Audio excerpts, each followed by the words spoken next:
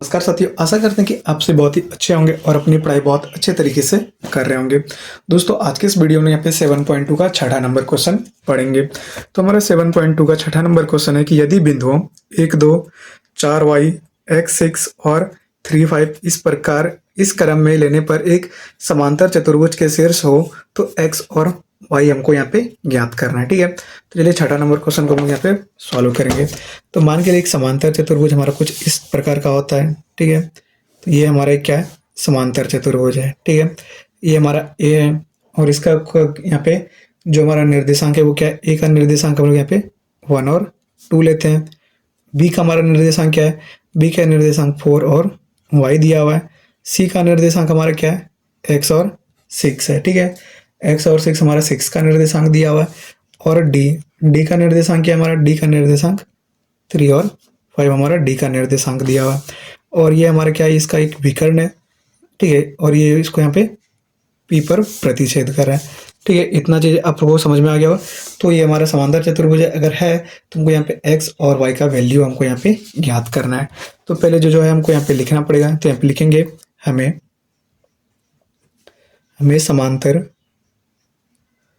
हमें समांतर चतुर्भुज प्राप्त है। ठीक है, प्राप्त है जिसके शीर्ष, ठीक है, जिसके शीर्ष ए 1, 2, बी जो है वो 4 और वाई, सी एक्स 6 और डी 3, 5 है। ठीक है, इतना तक में तो कोई प्रॉब्लम नहीं है। यहाँ पे लिखेंगे चूंकि समांतर चतुर्भुज, ठीक है, समांतर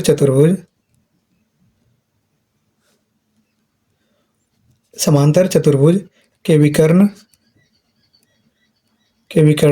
पी पर समद्विभाजित करते हैं, के विकर्ण पी पर समद्विभाजित करते हैं,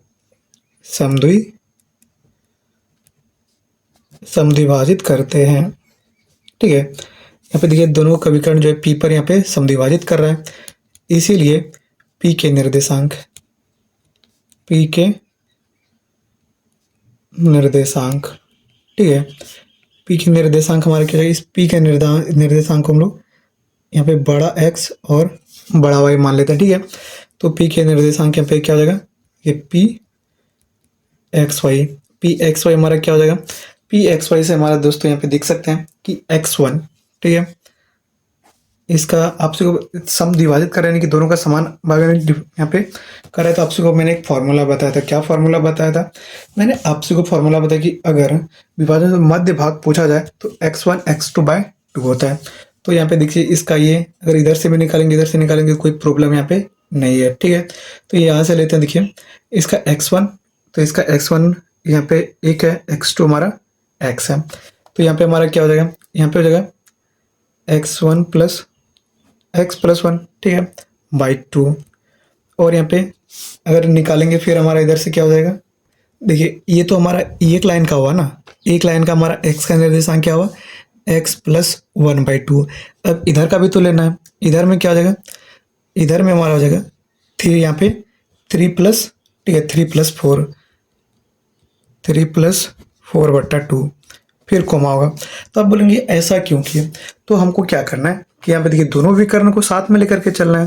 तो ये जो P बिंदु है, अगर x ये AC का, यहाँ पे जो P बिंदु AC का मध्य बिंदु है, तो P बिंदु के हिसाब से AC के लिए हमारा ये हो गया। और ये तो हमारा DB का भी तो मध्य बिंदु ना, तो DB के हिसाब से हमारा ये हो गया। ठीक है, x के लिए।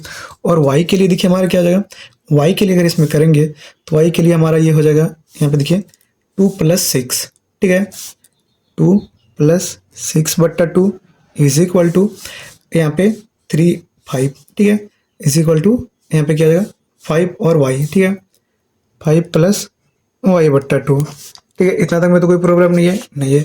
आपको यहाँ पे अगर समझ में नहीं आया तो चलिए मैं आपको फिर से समझाता हूँ कि P जो x y है हमारा, बड़ी x और बड़ी y है, तो ये AC का भी मध्य बिंदु है और DB का भी मध्य बिंदु है। ठीक है, तो यहाँ पे क्या है, और दोनों यहाँ पे क्या है, इक्वल होगा। तो जो इसके लिए निर्देशांक होगा ना, वही इसके लिए भी निर्देशांक होगा। तो यहाँ पे जो x का वैल्यू होगा इधर के लिए भी जो x निकलेगा इधर के लिए निकलेगा, दोनों इक्वल होगा, इसीलिए मैं यहाँ पे दोनों को इक्वल कर दिया है। तो जब पहले एक बार इधर के लिए x लेते हैं तो यहाँ पे x यहाँ पे x1 प्लस x2 होता है, तो इसमें x1 x2 हमारा ये हो गया, और फिर यहाँ पे इसके लिए x1 x2 लेते हैं तो 3 और 4 आ गया, यहाँ पे से इक्वल हो गया। फिर यहाँ पे y के लिए लेते हैं तो y के लिए y1 प्लस y2 होता है, तो y1 और y2 एक हो गया। फिर इस वाले के लिए y2 और यहाँ पे y1 y2 है, y1 हमारा कितना है 5 और y2 हमारा y है, तो इसीलिए हम लोग यहाँ पे दोनों को इक्वल कर दिए, क्योंकि यहाँ पे AC और यहाँ पे D और B के लिए दोनों जो निकलेगा यहाँ पे, अब यहाँ पे P का x और y दोनों का वैल्यू सेम होगा। ठीक है, तो चलिए अब इसको आपस में यहाँ पे अंदर में सॉल्व करेंगे। तो यहाँ से देखिए हमारा 2 यहाँ पे नीचे से हमारे यहाँ कैंसिल हो जाएगा। ठीक है, और ऊपर में हमारा क्या बचा, ऊपर में दोस्तों हमारा बचा x plus 1 is equal to 3 और 4 यहाँ पे 7, और यहाँ पे 6 2 8 is equal to 5 plus y। इसको अगर हम लोग यहाँ पे सॉल्व करेंगे तो यहाँ पे देखिए x यहाँ पे उधर चला जाएगा, तो x इज इक्वल टू हमारा कितना हो जाएगा, x इज इक्वल टू हमारा 6 हो जाएगा। ठीक है, x इज इक्वल टू हमारा 6 हो गया, और इधर y है, इधर हमारा 5 आ गया, तो y इज इक्वल टू 3 आ गया। तो हम लोग यहाँ पे क्या लिखते हैं, इसीलिए p x और y इज इक्वल टू क्या हो जाएगा हमारा 6 और 3। ठीक है, 6 और 3 हो गया, तो यहाँ पे लिख देंगे कि अतः अभिष्ट मान, ठीक है, अभिष्ट मान है x इज इक्वल टू 6 और y इज इक्वल टू 3। ये तुमको ज्ञात ही करना था, और देख सकते हैं हम लोग यहाँ पे 3 लाइन में हम लोग यहाँ पे ज्ञात कर लिए। तो आशा करते हैं कि आप सभी को समझ में आ गया होगा। दोस्तों आप यहाँ पे क्या कर सकते हैं, अलग अलग भी कर सकते हैं। जैसे कि देखिए मैं आपको एक बार फिर से अलग बता देता हूँ कि जैसे x का निकालना है तो x इज इक्वल टू क्या लिख सकते हैं, बड़ी x निकाल रहे हैं तो x is equal to x plus 1 बट्टा x प्लस 1 बट्टा 2 is equal to 3y plus 4 बट्टा 2। तो ये दोनों भी इक्वल होगा तो कट जाएगा, तो यहाँ से हमारा x का वैल्यू क्या आ जाएगा, 6 आ जाएगा। फिर इसी तरह से हम लोग यहाँ पे भी कर सकते हैं 2 प्लस 6 बट्टा 2 y के लिए is equal to 5 plus y बट्टा 2, 2 कैंसिल हो गया, तो यहाँ से y हमारा 3 आ जाएगा। तो इस तरह से अलग अलग भी कर सकते हैं और साथ में भी कर सकते हैं। तो आशा करते हैं कि आपसे यहाँ पे 7.2 का छठा नंबर क्वेश्चन अच्छे से समझ में आ गया होगा। अगर एक बार में समझ में नहीं तो इसको 2 बार देखिए, 2 बार में तो आपको पक्का ही समझ में आ जाएगा। अगली वीडियो में इसका 7 नंबर क्वेश्चन देखेंगे, और दोस्तों इसके पहले के सारे वीडियोस को आप लोग नहीं देखें तो आप लोग प्लेलिस्ट में जाकर के देख सकते हैं। तो मिलेंगे इसके क्वेश्चन नंबर 7 के साथ, तब तक के लिए मैं आपसे भी विदा लेता हूँ। जय हिंद।